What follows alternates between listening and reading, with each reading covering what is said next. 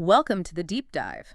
We sift through the latest research, the newest insights, to bring you, well, the stuff that really matters. That's the goal. And today we're diving into something, honestly, quite surprising, a bit unsettling, actually.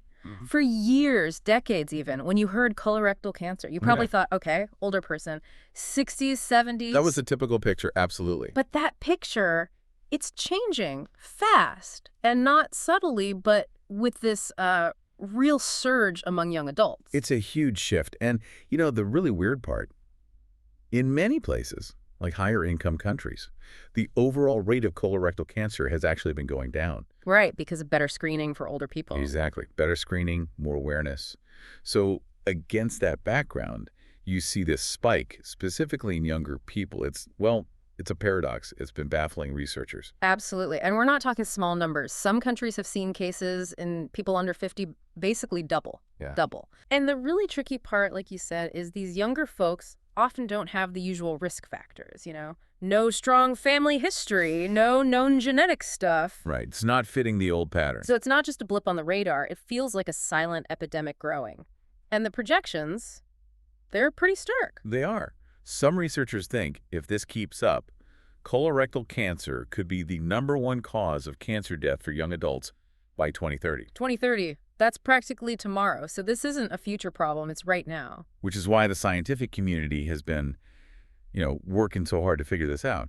Because for a while, the why for this younger group was just a blank space. Lots of theories, but nothing solid. Okay, so that's our mission for this deep dive. We're going to explore a major scientific breakthrough. It looks like researchers might have finally found a key suspect. A common gut bacterium, believe it or not. Exactly. And we're going to unpack how this tiny thing might be damaging our DNA like decades before cancer even shows up. It's a huge deal. Let's get into how they cracked it. So first, let's just really absorb the scale here, because it drives home why this is so urgent. This isn't just happening in 1 or 2 spots. No, it's widespread. Reports from at least 27 countries showing this jump in early onset cases. 27. And again, often happening while the rates for older adults in those same places are going down or staying flat. Which just makes the rising young people stand out even more. It's like, what's different for this generation? What new factor is it? What changed? And for years, researchers were really scrambling, looking at everything: genetics, lifestyle, diet, environmental stuff, trying to find that specific trigger for younger people. People who are often, otherwise healthy. Exactly. But they were coming up short. Lots of dead ends. It was frustrating for everyone, scientists, doctors, and especially patients. Right. Okay, so then the breakthrough, this huge 2025 study in Nature. Yes, this was pivotal, a really massive undertaking. Not just a small lab study. This was global. They sequenced the entire genome, like the complete DNA instructions from almost 1,000 cancer samples. 1,000. Both early onset and late onset cancers. And the samples came from 11 countries, 4 continents. That kind of range tells you how serious they were about finding answers. And what they found hidden in the DNA of those cancer cells. Right. It was fascinating. Yeah. They found this specific pattern of damage, mutations, like a fingerprint almost, a molecular signature. And it looked exactly like the kind of damage caused by a bacterial toxin called Colibactin. Colibactin, okay. So a specific bacterial calling card left at the scene. Pretty much. And here's the kicker, the really alarming part. Lay it on us. These Colibactin-style mutations, they were 3.3 times more common in the early onset cases, people diagnosed under 40, compared to the late onset cases diagnosed over 70. Whoa! 3.3 times. That's not subtle. That's a huge signal. It really is. It points a very strong finger. This discovery really shifts how we think about early onset colorectal cancer. It's just Colibactin isn't just a factor. It might be a major driver for this younger group. And it wasn't just a vague link. I mean, people knew Colibactin might be involved in some colorectal cancers before, right? Yes, there were hints, connections made previously.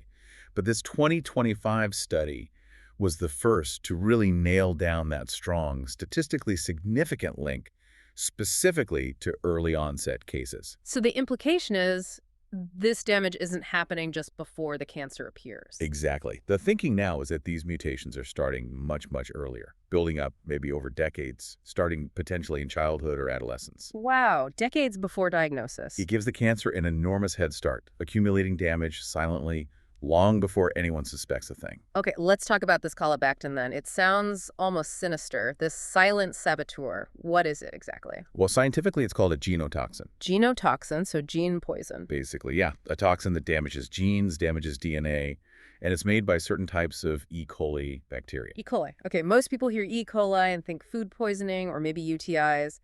Bad news bacteria. Right, and some strains are definitely bad news.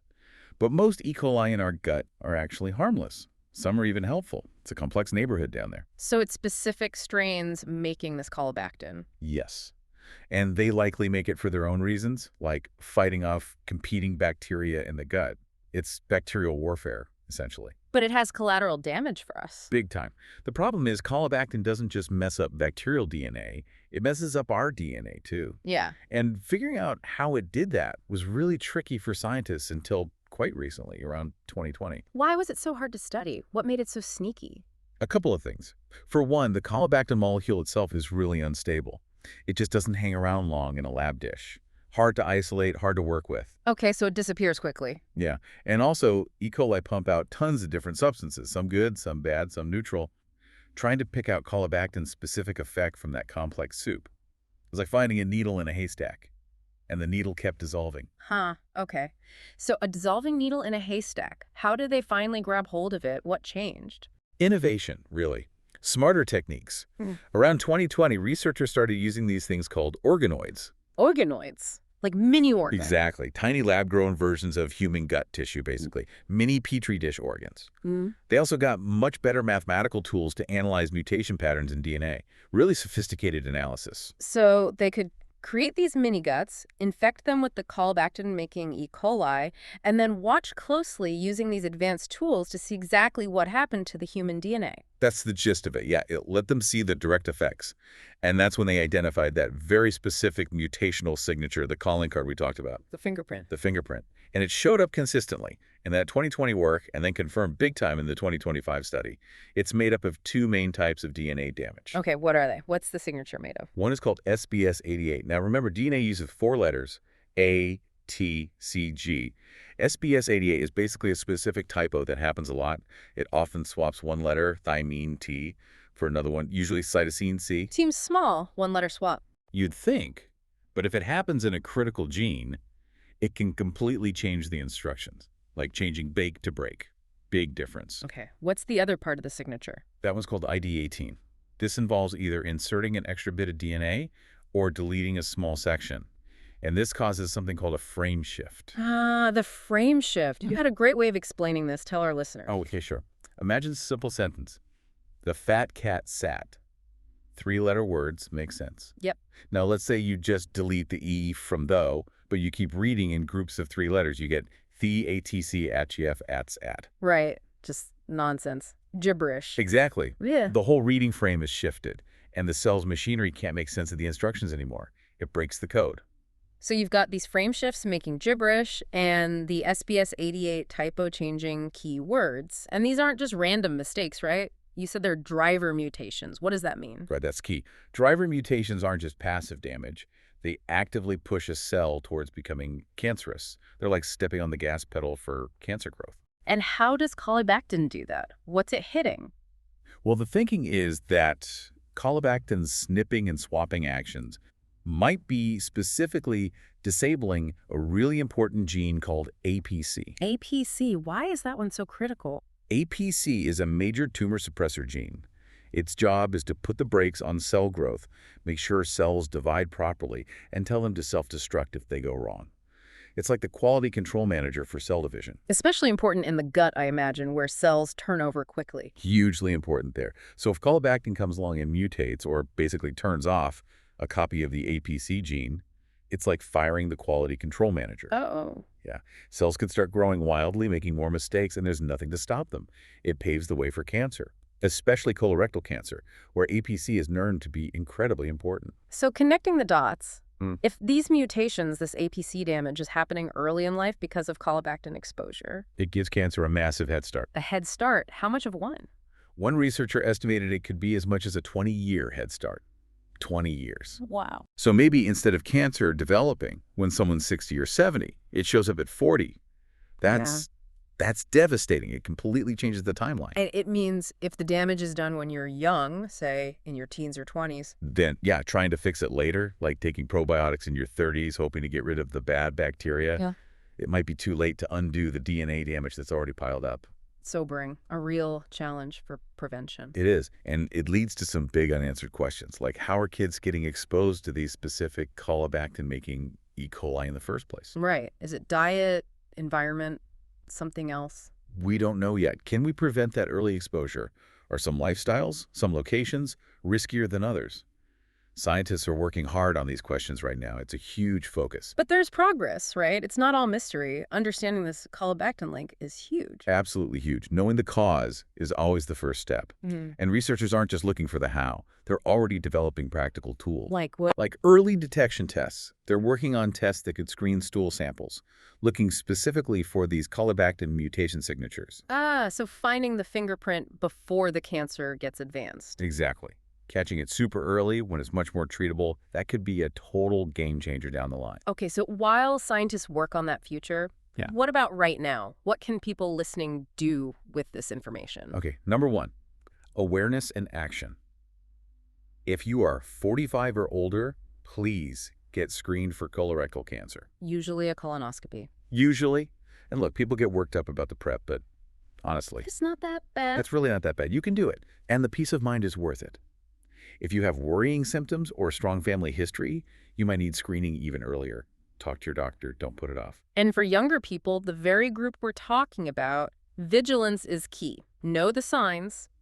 Don't ignore things your body is telling you. Right. Let's list those symptoms again because they're important. First, changes in your bowel habits, diarrhea, constipation, stool consistency changes that last more than a few days. Okay. Second, rectal bleeding or blood in your stool. Could be bright red, could be dark. Got it. Third, feeling like you urgently need to go, but then not feeling relief after you do. Persistent urgency. Fourth, abdominal pain, cramps, discomfort that just hangs around. Fifth, feeling weak and tired for no clear reason. And sixth, losing weight without trying to. Okay. Quite a list. Yeah, and look, any one of those could be something else entirely. IBS, hemorrhoids, lots of things. Sure. But if you have any of these, especially if you have more than one and they stick around, go see your doctor, period. Advocate for yourself. Yes. Get it checked out. Yeah. Finding out it's nothing serious is a huge relief. Trust me, there's no better feeling than the doctor saying, nope, no cancer. Early detection saves lives. Really does. Absolutely. So wrapping this up, it feels like despite the worrying trend, there's real reason for optimism here. I think so. It's definitely good news that researchers are making these kinds of breakthroughs.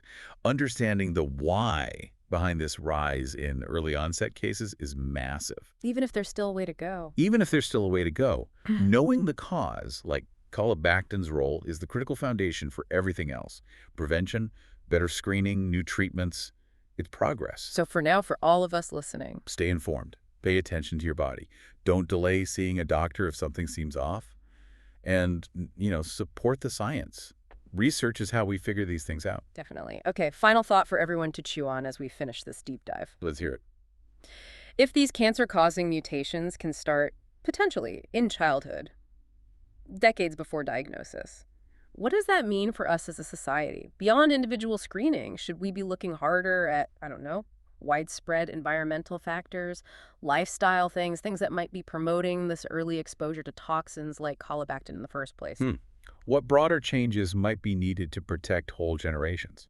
Exactly. Something to think about. Thanks for joining us for this deep dive.